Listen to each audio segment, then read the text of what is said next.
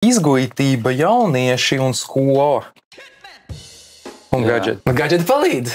Ja mēs ejam prom, bet ejam paralēli ar tehnoloģijām, kas ir skolē, visi šie ChatGPT vai pat ņemam kalkulātoru. Mums ir kalkulators, mums nav galva jālauž, mēs ātri iemetam ciparus, mums ir tehnoloģija iedod reiz rezultātu. Tā jau mums skolā visiem palīdz tādā ikdienas lietās.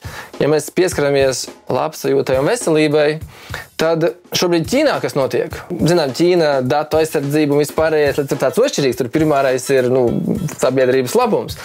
Un šobrīd tur ir skolās kameras, kuras analizē skolēna labsajūtu. Tā arī varētu nosauksim tādu.